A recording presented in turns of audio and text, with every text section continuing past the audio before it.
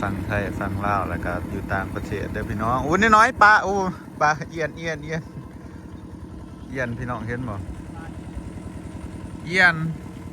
บ่แม่นปลาซ้ำเอียนนึงงูนั่น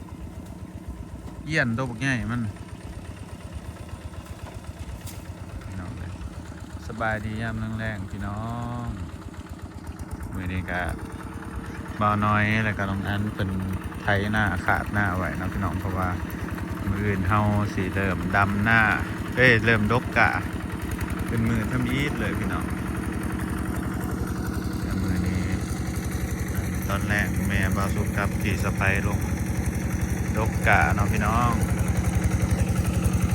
มื้อนี้เดี๋ยวไฟบ่าวสุกมาซอยดำหน้าพี่น้องเป็นสิมาซอยดำหน้ามาซอยดกกะเป็นอีหยังอ่ะนะเป็นกระปูพี่น้องเป็นกระปูหน้าก็ค่อยได้เห็นมันหลับส่วนนี้มันเป็นอย่าง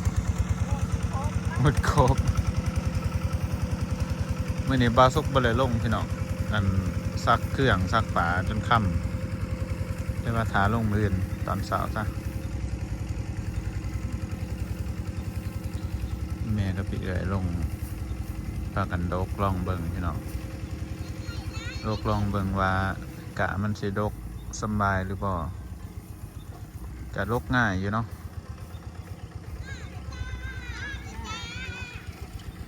ใส่ได้บ่มาเบิ่งร้านเขาก็ลงเก็บหอยพี่น้องเลยต้องลิ้นขี้ตมเป็นม้วนเลยใส่มีแต่สาวมัมแม่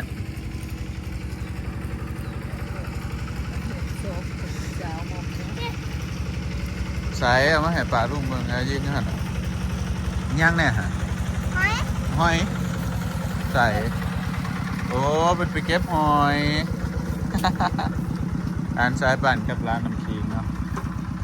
สบายดีปะลูกในตี้สบายดีปะลูกดกกะบ่ท่านเป็นบ่เด็กๆนี่ใส่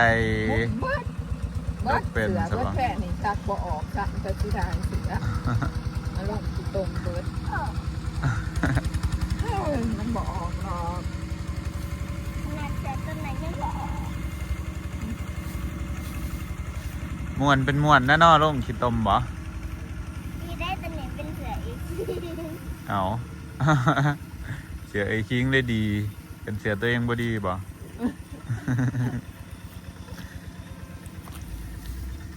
พอดอนเจ้าอยู่กับไผใส่อยู่เฮือนอยู่ผู้เดียวไผเฮ็ดกินให้เพิ่นกินได้เนาะ เฮ็ดเองเหรอมื้อนี้ไผ่บ่สุกมากกับลูกบัดซองเนาะพี่น้องมีแต่ไอ้ดอนเฝ้าเฮือนผู้เดียวบักทำต้องเสียพ่อจีเป็นมาดำหน้าดกกาซอยพี่น้องสิเอาไปนะเอาไปเก็บมันอยู่ในห้อยตรงนั้นสักกะอันนี้สิเอาไปเอาไปเก็บอยู่นี่เอาไปนี่แหละโอ้ยจะต้องไปรองเตือนเบิดกะบอกเงี้ยๆมันได้พี่น้องเลยกะเนี้ยเอาแบบเป็นเดือนสีหอมเดือนเลยนะ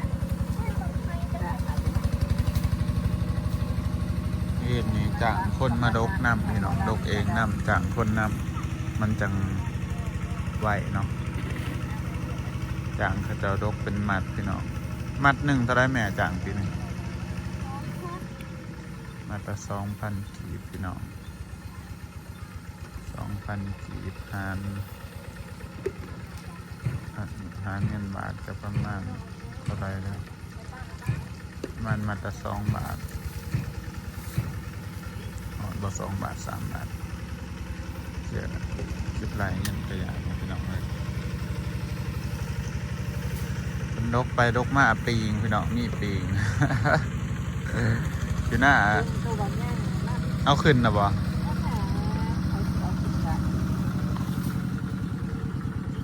บันไดหยานปีงนี่บ่เหมาะบันไดเด้อพี่น้อง พี่เอ๋ยบ่สุกหยานปีงเด้อบ้านแต่คอยเบ้าดินนี่เมย์ยังน้อยลองดูว่าทำยิดว่าเราเบาลินบันมาบันไดโอ้ปีงลอยบัวเยอะ ราะว่าน้ำมันหลายโผดบ่เป่งออกบ่หรือว่าซ้ำนี้พอดีน้ำตะกะนี่ มันลายมันเด้งลงไปอย่างนั้น โอ้ ดกจนหัวส่วน ตะกะตัวนี้เบาสุกกับอีเมหวานบ่ค่อยออกกันได้บางอันเขาว่าดกเนี่ยอะไรซ้ำนี้เนาะมันจะขืดหรือว่าง่ายอยู่ป่ะ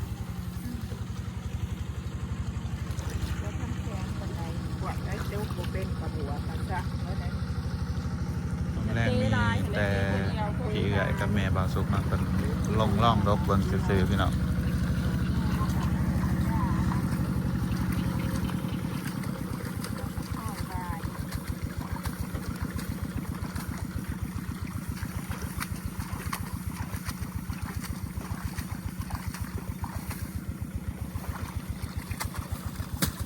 มืออื่นจังลงทางนี้บ่าวน้อยกำลังอ่านขาดหน้าบางอันมาซอยขาดกับบ่าวน้อยให้มักใหญ่พี่น้องเลยดำได้มือละให้ก็โอเคแล้วเนาะเขาจ้างเขา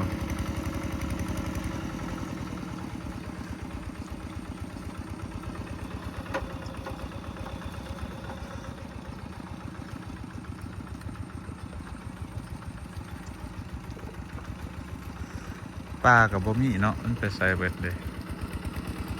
อย่างฝนตกออกแห้งๆมันเราสุกคิดว่าปลาให้นะได้มันเสียดายพี่น้องให้ทัดไปนะเพราะว่าให้นะมันหนามันลาย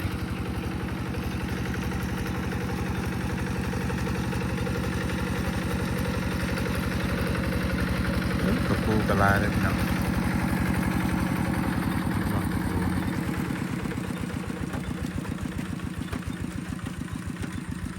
ปูหน้าเวลานะ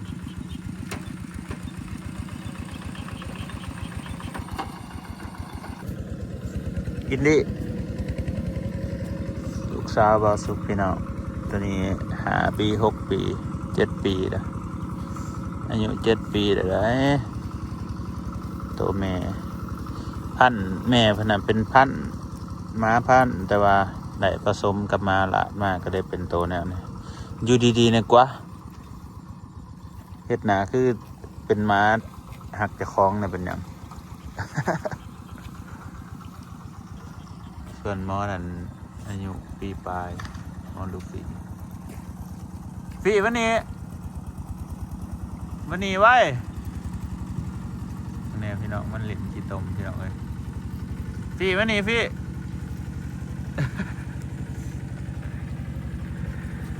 กี่ตมเต็มเบิร์ดโตเอาแม่ก็จะเหยียบกะที่ไหนเอ้ยเปื่อนเต็มบัดโตเปื่อนเบิด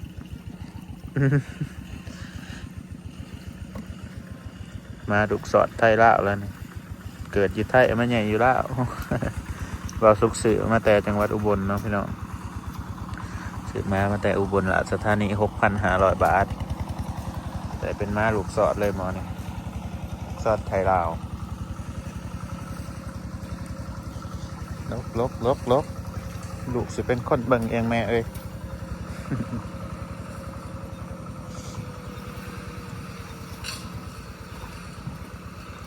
เกลือบาสุเค็ด1 เขาแล้วพี่น้องเค็ดกินแรงแม่ดกกะกับเกลือที่พอ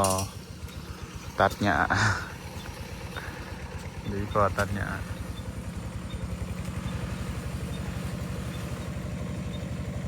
บ่น้อยใช้หน้าบาสุกนี่อยู่บ่ได้เฮ็ดหยังมื้อนี้ สักปลาฮะก็เลยเอาพี่น้องจนค่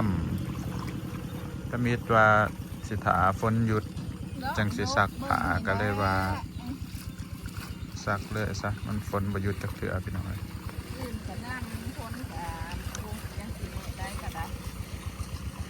บนความนอกลำมันโหลด มันสิเบิดแต่ฝนนี่มีวันที่อันนั้นนะ11 12มันตกหอบแหละของปีมันบ่เสี่ยงถ่อมปานใดพี่น้องอันน่ะมันบ่ทันหงหลาย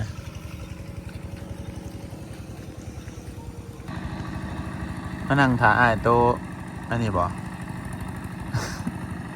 มานั่งถ่าอ้ายตัวไทยหน้าบ่โบนเหรอตอบเป็นที่นั่นบ่เอาถามก็บ่ตอบ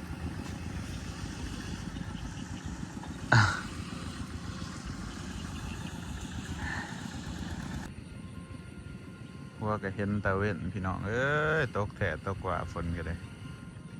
ฝนสิเข้าอาทิตย์หนึงแล้วน้องมันตกตอนแห้งตอนแรงกับ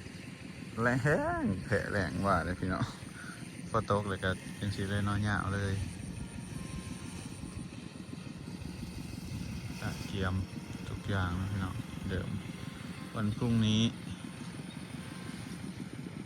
วันน้อยกับน้องอันเป็นผัดกันขาด2 คนเป็น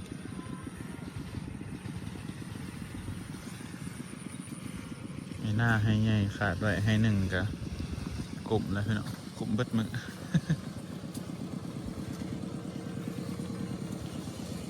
นี่ไฮตัวนี้มันจะมีปลาพี่น้องนี่ไฮตัวนี้กับไฮตัวนั้นเพราะว่ามันต่ำกว่าหมูเฉยๆนะปลามันจะสมักอยู่แถวนั้นก่อนเพราะว่าโซนมันต่ำมันสิระบายลงไปพุ่นเลยดอกน้ำมันจะมีน้องแถวนั้นน้องขนาดนั้นปลาลายปลามันจะขึ้นมาแต่น้องนะขึ้นมาหน้าเฮาคือแต่ละปีนี่ซ้ำสิเก็บพี่น้อง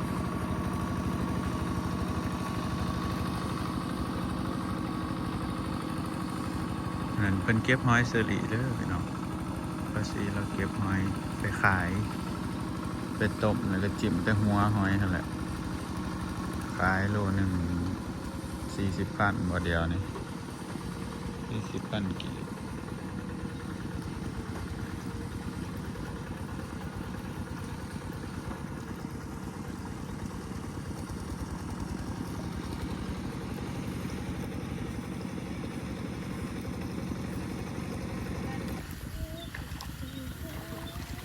พากันอาบน้ำแล้วเราวันนี้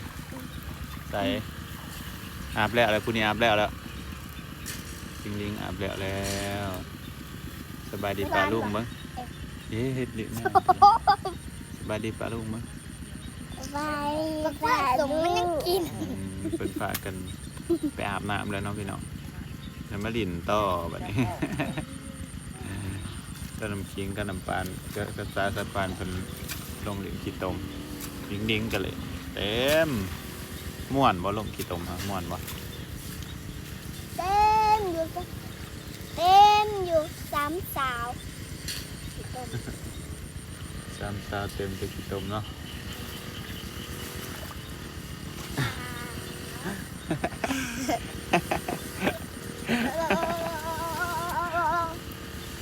เนี่ย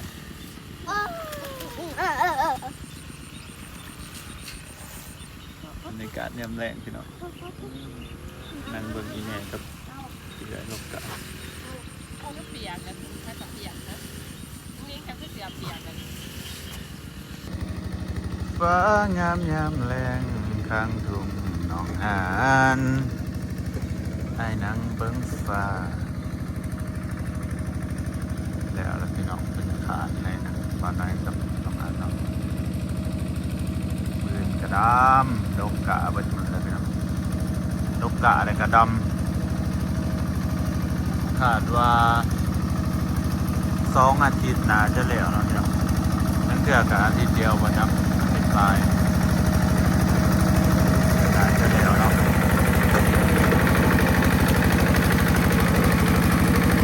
เพราะว่าเขาจ้างน้ำพี่น้องจ้างน้ำดำเองน้ำจะน่าจะแล้วไว้อยู่จะมูปูแน่เนาะมูมาซอยเนี่ยจะน่าจะแล้วไว้อยู่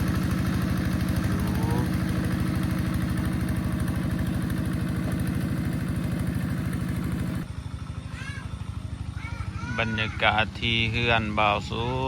กปีนี้บ่เนอะบ่นะเด้อพี่น้องบ่แซะบ่เปื้อนปีนี้มีหินบดนี่เดินบ้านก็ประมาณนี้เลยย่างไปมาสะดวกสบายคันเฮาบ่เอาหินมาใส่มันก็สิเป็นคือจังซี่เนาะคือแถวนี้ที่มันบ่ได้ใส่ย่างไปนี่คือต้มลิบคาเลยพี่น้องสังเกตเบิ่งโลดสังเกตเบิ่งหญ้าก็ได้ขี้ต้มมันเป็นดินต้มดินโคลนพี่น้องส่วนซุ่มทั้งข้างบ้านก็หญ้าขึ้นเต็มเลยเนาะปกติพี่น้องบ่เป็นหยังเฮาบ่ซีเรียสเรื่องหญ้าปานใดหญ้าขึ้นกับปลามันขึ้นตามธรรมชาติเนาะขอแต่ว่ามันถ้าอย่างไปมาอันบ่นะบ่เนื้อบ่นะนะนี่ก็อีพอเราตัดหญ้าเนาะพี่น้องนี่ก็ประมาณนี้เลยเดินบ้านเฮาทั้งข้างอันนี้เป็นทางขางสิไฟพี่น้องบนที่เขาเทคอนกรีตมันเป็นอันนี้เด้อเป็นขาบแนวนี้พี่น้องขาบตะไคร้เนาะขาบตะไคร้ FC บอกว่าให้เขาเทเป็นยังคือบ่เทเบิดหนีเลยสินะแทนการเอาหินมาใส่ก็คือเทมันกับเปลืองนะพี่น้องเปลืองเลยกันบ่สุกบ่ค่อยมากอีกบ่สุกมักเอาหินมาใส่ได้กว่าเนาะเพราะว่ามันสิมีหญ้าขึ้นนะมันสิบ่ห่อนปานใดกระดินมันกับบริลมพื้นที่มันกะกลมแบบว่าธรรมศาสตร์ครึ่งหนึ่งนะกะอันนี้ครึ่งหนึ่งเดี๋ยวสินะมีหินครึ่งหนึ่งธรรมศาสตร์ครึ่งหนึ่งมันก็บ่คือปูนพี่น้องปูนนะมันบ่คักปานใดไม่อยู่ตามบ้านจะสิเทหินคือแน่เนาะพี่น้องเทหินดีกว่าบายเจอกันใหม่คลิปหน้าเด้อพี่น้องมาชมบรรยากาศไว้มือนี้ไว้แต่สำนีเด้อมือเจอกันดำหน้าพี่น้องมือทำอิฐบ๊ายบาย